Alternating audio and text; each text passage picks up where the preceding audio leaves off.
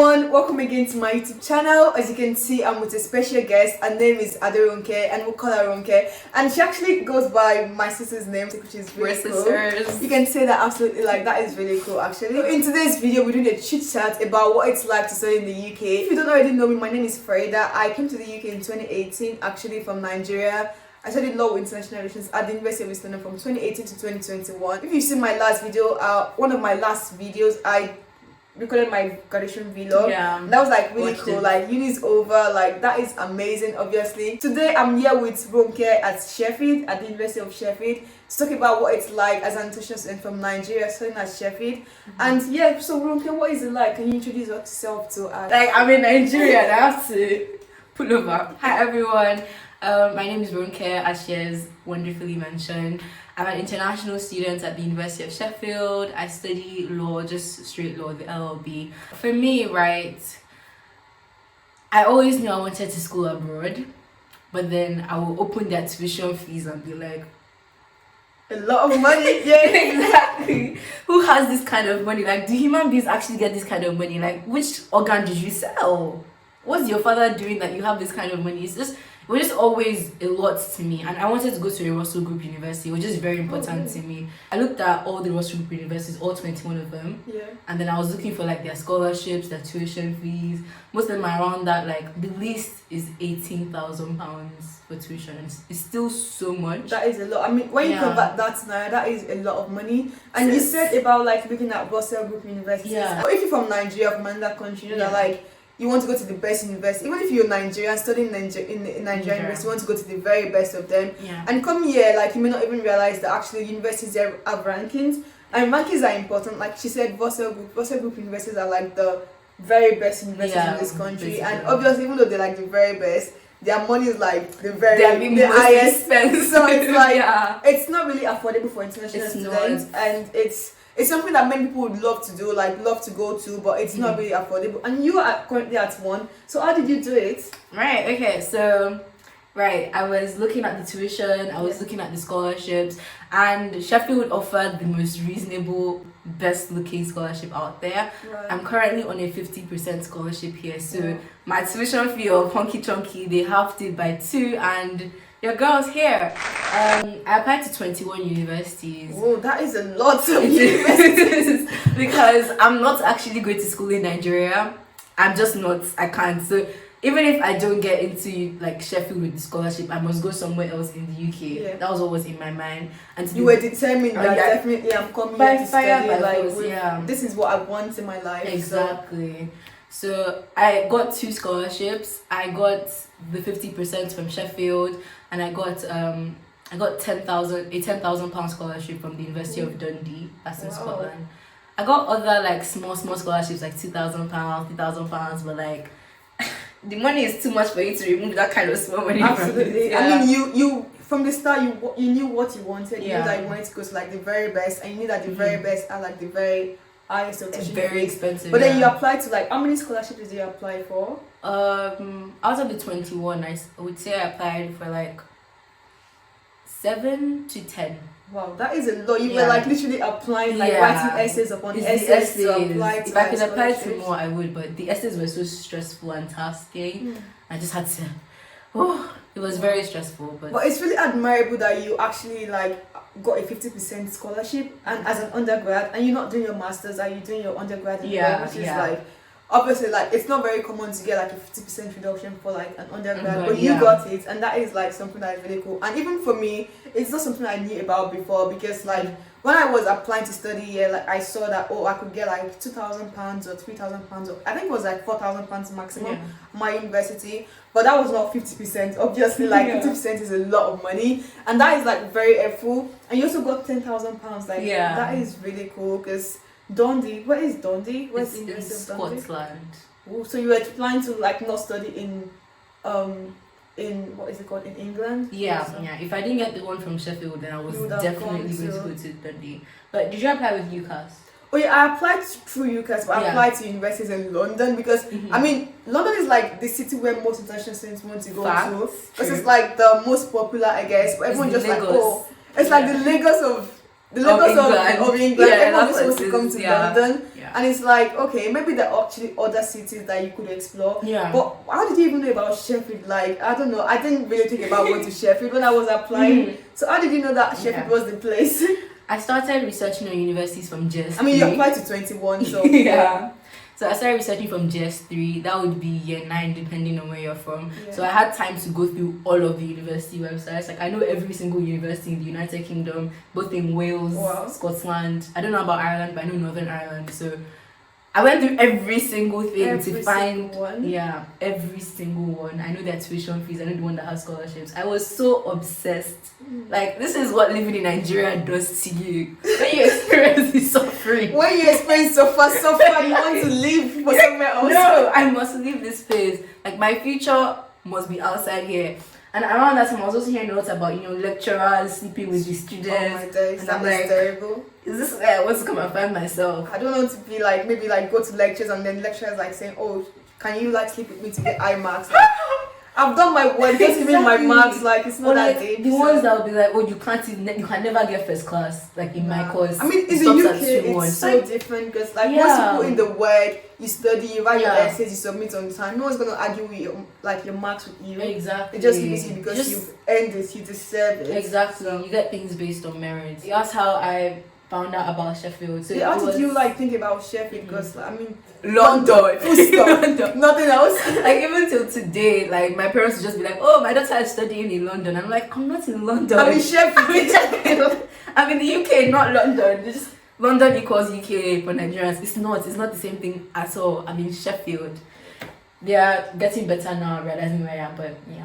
So I think it was in course of the research that I was doing that I found Sheffield, and I think the course is actually really good because in my first year all my modules are compulsory as I like it, and then second, third year I get to choose options. Exactly, and then they have year abroad. I want to go to France for my year abroad. So this is included in your course also? Yeah. Oh, that is really cool. I know. So it was the best thing ever, and I'm just happy that like with a lot of effort and with God I was able to get here.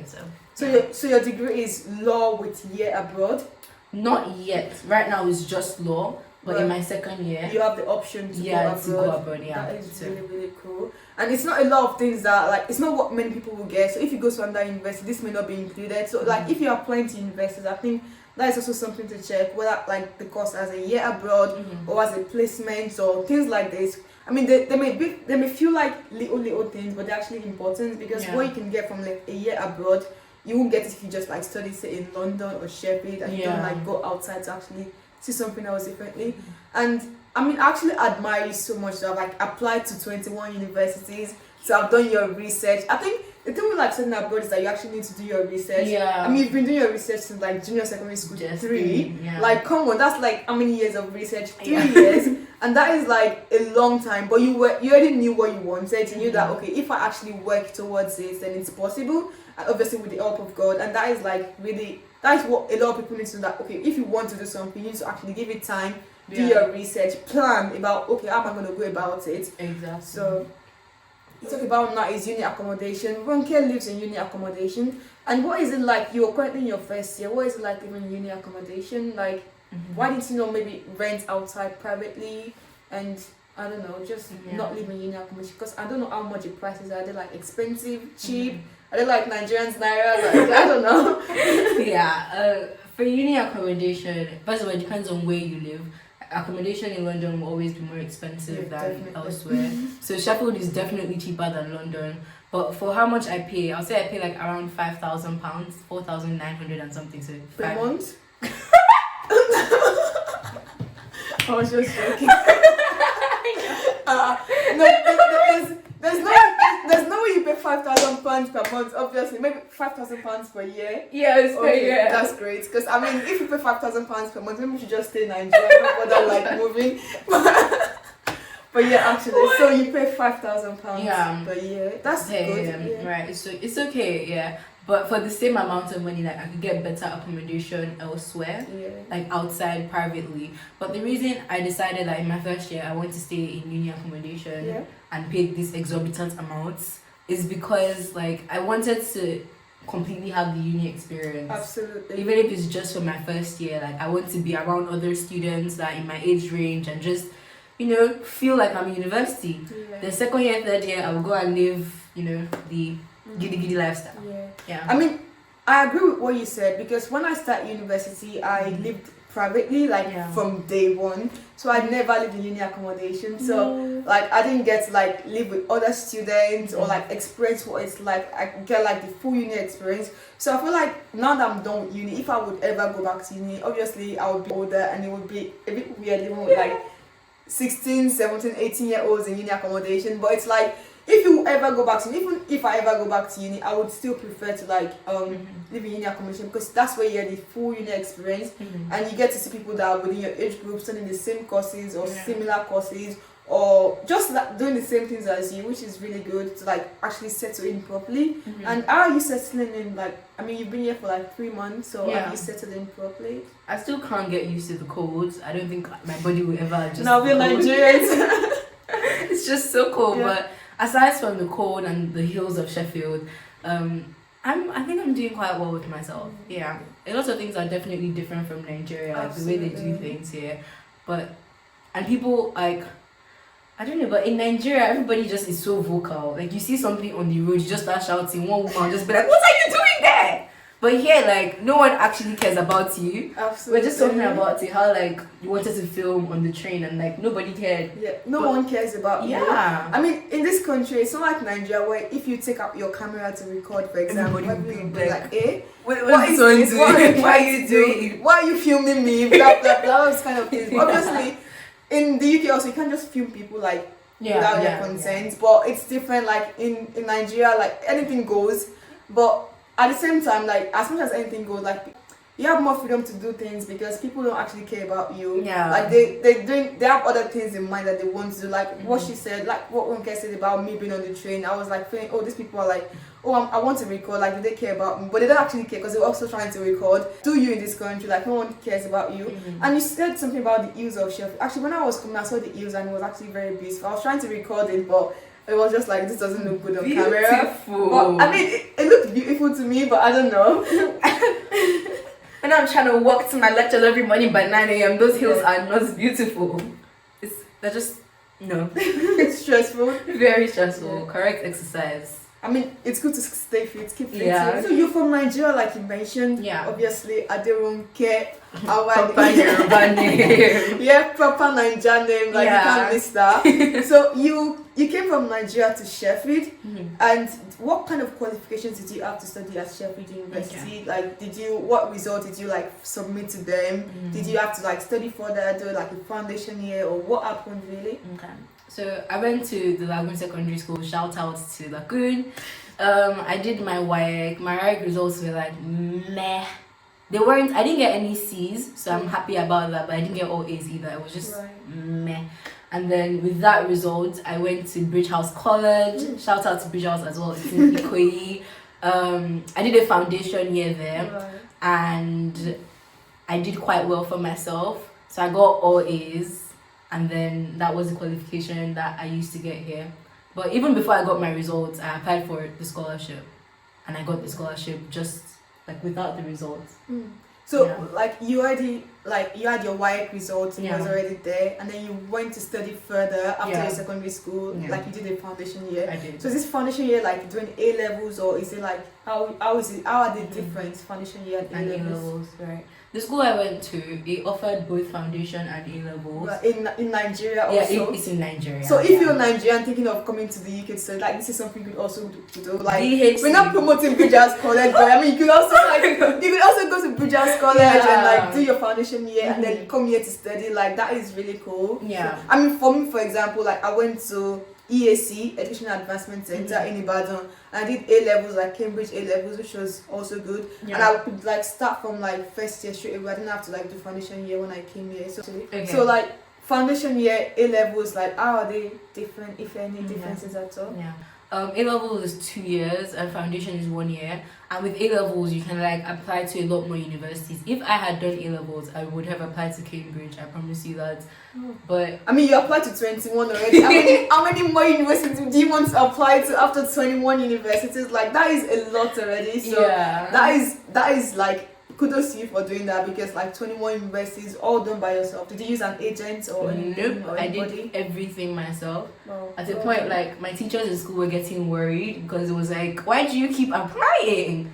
And I knew I only wanted to go to Sheffield, but at a point I was just enjoying seeing offers. I was just getting dopamine, like, yes, offer from here. This is me, like I'm definitely like deserving of this offers, Yeah. and let me see if this university actually accept me. Mhm. And it's actually good that apart from like applying to this university, you also like apply for scholarships, and Yeah. you got like a good scholarship at the one you actually want to go to, where you are currently, which is amazing. You applied to like 21 universities, Yeah. and applied to like 7 scholarships, or Yeah. something 7, like yeah. that. And how did it feel like applying to scholarships? Like some of the scholarships that I saw when I was applying, some of the scholarships would be like, oh, we need only one person. Mhm. We need only one. Like we're gonna give the scholarship to only one person. Mhm. And so in this kind of situation where like you see a scholarship and it says, oh, one person, only 2 people from the whole wide world, and you'd be Yeah. like, oh, I'm not gonna get the scholarship. Like there's no point applying. Yeah. But you got the scholarship, and what was it like with Sheffield scholarship? So the way the scholarship was that there were 50 scholarships for the whole world to battle with. Wow. Now, but all these like students from like those very smart countries, Yeah. you know, is it me that wants to come and start competing with them? Where's that going to come from? So at a point, I was feeling like, wow, I couldn't really do this because it's like just 50. Like, why can't there be more? Is it me that'll be part like of 50 them? from the whole wide world? Why would they Exactly. choose me? Yeah. But you still went ahead and applied, because I Mhm. think what is really important is that if you didn't give yourself the chance to apply, Yeah. if you just saw like, oh, 50 people, they would never choose me. Why Mhm. would I even bother applying? You'd probably still be in Nigeria now, trying to go to Unibadan or Unilorin or which one? Or I mean, they don't say Unibadan, they say UI, but UI, you still be yeah. like trying to get to UI or Unilorin or University of Lagos or something. No shade to these universities at all. No They are shade at all, wonderful, but absolutely. like just not where I want to be. Yeah. So it's really good that you didn't allow like imposter syndrome to affect you. But sometimes Yeah. you see like things that, or like this is for like a certain number of people, and you're like, oh, this is not for me. Like, this could never be me. They could Mhm. never choose me. Like I'm not that good. Yeah. But you gave yourself the chance. You applied because you just like gave yourself the opportunity. Yeah. And what? And what is- honestly, you have nothing to lose. absolutely. Like you can only gain. There's nothing for you to lose. You just have to be brave, be courageous, and just take the step. Yeah. And who knows, you might get it. I think the thing also is that if you don't try at all, you wouldn't know if things will work Yeah. out. So if you try and you get a no, at least that's like, yeah, I tried but I got a no. But Yeah. if you didn't even bother trying and it's like, oh yeah, but, and then you start thinking about, oh, maybe if I tried, maybe things could have been different. Exactly. And I think that is worse than not trying. I think It is. it's worse than getting a rejection, because Mhm. if you don't regret. like, regret is worse than rejections, because if you get a rejection, you know, okay, I tried my best, I applied, but they didn't like me, or someone Mhm. else got it. Maybe they didn't. Maybe it's not about not liking you, but maybe someone else got it because they were slightly better. Mhm. But if you try, then you give yourself the chance to actually get somewhere that you want to be. So yeah, Mhm. congratulations to you actually for Thank getting you. 50% scholarship and £10,000 off tuition fees. Like that is a lot of money, and that's what a lot of international students would like to have. Yeah. With what Ronke has said, like make sure to always do your research about like universities you want to go to. Mhm.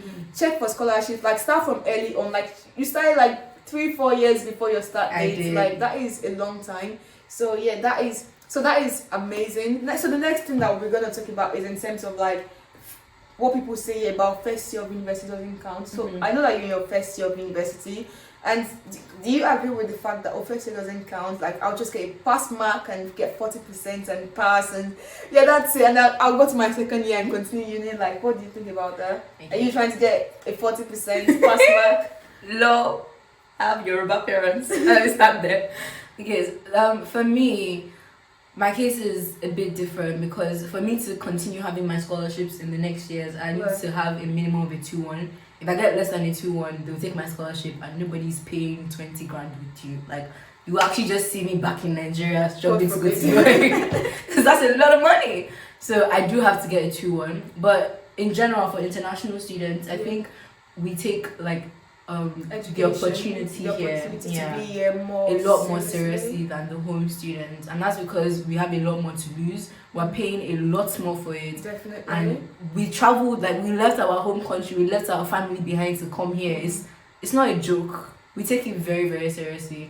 But for some home students, they're actually in uni to party. Everything's easy. They got their admission. They're not paying this. They're on loan. It's just like, bougie. Like we don't have that opportunity. Yeah. I mean, if you've come from a different country, say like Nigeria, India, or like a less developed country in somewhere in Africa, somewhere in South Asia, or somewhere, you feel like you're here because your parents have done so much for you to be here. They spend so much money.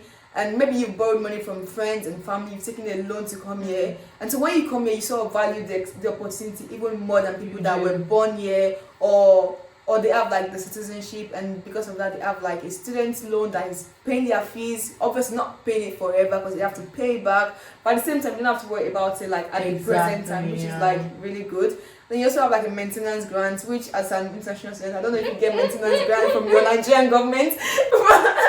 Maybe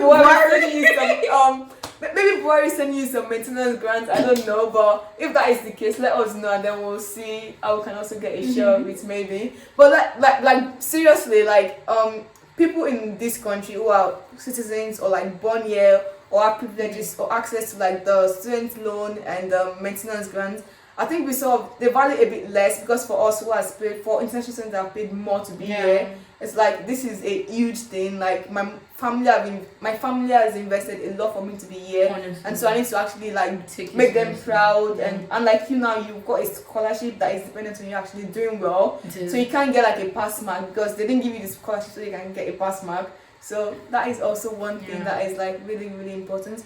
And even as Nigerians, normally we value education. What do you think about that? First of all, Nigerians know they carry last. Absolutely. Anyway, we know they carry last. And I think, in Nigeria, we do value education. Especially Nigerians that come abroad. Like, we don't joke with it, because I think it's just the international tuition fees at this point. If a home student is paying £9,000, you are paying £20,000. Like, you and them, you people are not on the same level. We're not on the same level. You're not studying the same course. Exactly. Trying to get the same degree. Your struggle is not the same struggle. Your struggle is £20,000 on the line. If you don't read your book, maybe, I don't know, you go back to your country and tell daddy and mommy, daddy, I got 40% pass mark and I'm going to my second year.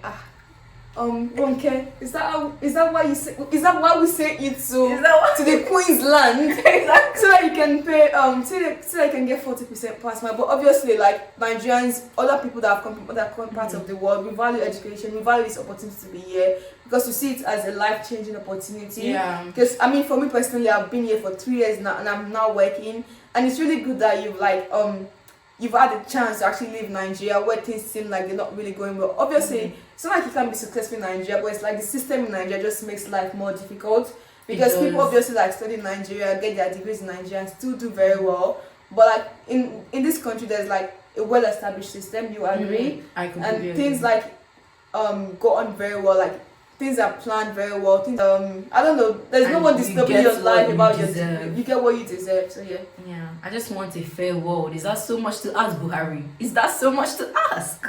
Maybe you need to go to Aso Rock to ask Buhari. Ask him. What's to be fair? It's not fair. But I mean, it would be nice, obviously, if Nigeria as a country was better. Yeah. And people feel like, oh yeah, if I actually like study and I'll get what I deserve. No one's gonna like try to cheat me. No one's gonna try to have sex with me to like give me higher marks or something like that, because that doesn't happen here. And it would be nicer, obviously, if Nigeria as a whole was a better country with less corruption and people actually valued, and there's less of nepotism and favoritism. But obviously, it's not like these things don't happen here. But obviously, there's like limits, obviously, to them. Like Nigeria is like and the UK is like so it's obviously different. Like living in Nigeria, living in the UK. Obviously, we don't like the cold as per Nigerians, but we like the sun always shining. But I mean, that's what you have to do if you come to this part of the world to study in the hopes of a better future, a better life, to explore something different, to see life from a different perspective. Before we just like conclude this video, I just want to ask if like coming here to study, as obviously you've been here for a short while, but has it like changed your perspective of like life in any ways at all, or do you see anything differently now that you're in Sheffield or in the UK as a whole? I think I'm a lot more independent now, but that's more of a factor of coming to university and being away from my parents for the first time ever than it is coming abroad. And also, I think There's some things I used to make fun of back in Nigeria. I'm not going to mention it because, but in Nigeria, it's like we all agree that some things are bad or some things are just not socially, I don't acceptable. know. Yeah, acceptable. And then we just kind of play with it and make fun of it. But here, you don't do that. You keep your opinions to yourself.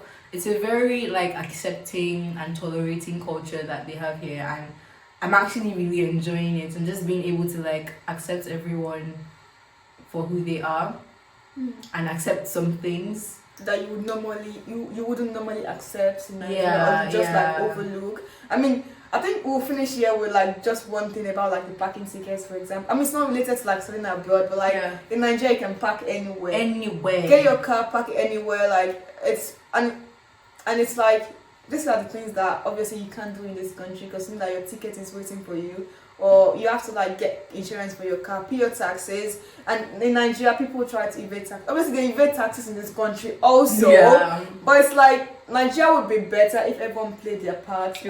Obviously, it's good that you're here in the UK studying, and I wish you all the best in your studies in the UK. And hopefully God willing you finish very well with high grades, and hopefully get a training contract. I mean, you studying law, get a training contract, stay back in this country if you want to, and if you want to go back, whatever you would decide to do next in your life, I hope it goes really well for you. And this is where we ended the video. Can I just give myself a shameless shout out? Okay, she wants to give herself a shout out. Let's allow her. Okay. Thank you. So guys, I forgot actually. Yeah, that's true. I'm so sorry. It's fine. So guys, I have a YouTube channel. It's pending right now, but I'm going to start posting again. Like just this experience I've had with my favorite sister Farida. Favorite sister Aderonke.